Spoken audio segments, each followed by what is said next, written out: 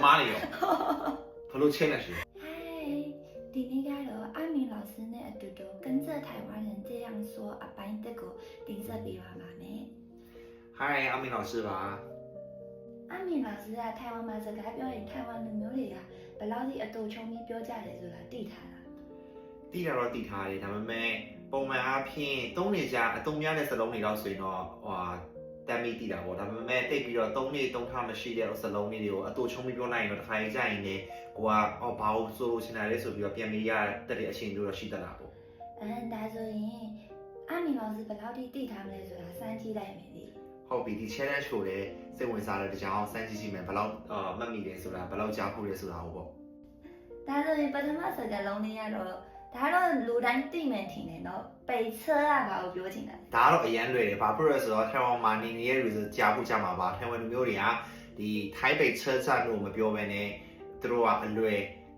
ပိတ်ချ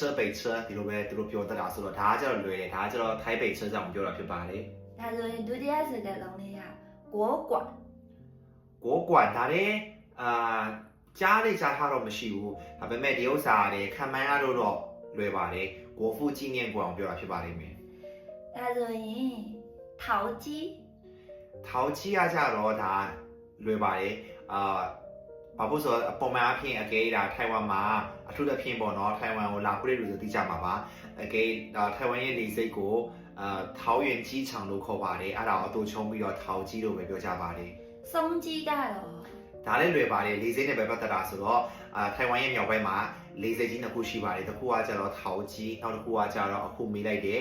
စုံကြီးကစုံစမ်းကြီးချောင်ပြောတာဖြစ်ပါတယ်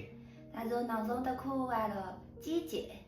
ကြီးကျယ်ရတယ်လွယ်ပါတယ်ဒါကကြောက်တယ်ထိုင်ဝမ်မှာဒီ MRT line တွေရှိပါတယ်အဲ့ဒီမှာဒီထောက်ရနေစိတ်ကိုသွားတယ်ထောက်ရကြီးချောင်ကျေးရင်ကိုပြောတာဖြစ်ပါလိမ့်မယ်ဟုတ်တယ်ကြီးချောင်ကျေးရင်ပေါ့နော်ကြီးကျယ်ကကြီးချောင်ကျေးရင်ကိုပြောတာပါကဲဒါဆိုအပိုင်းနဲ့လေးကိုဆက်လက်ပြီးစောင့်မျှော်ကြည့်ရှုပေးပါလို့ပြောချင်ပါတယ်ဘိုင်ဘိုင်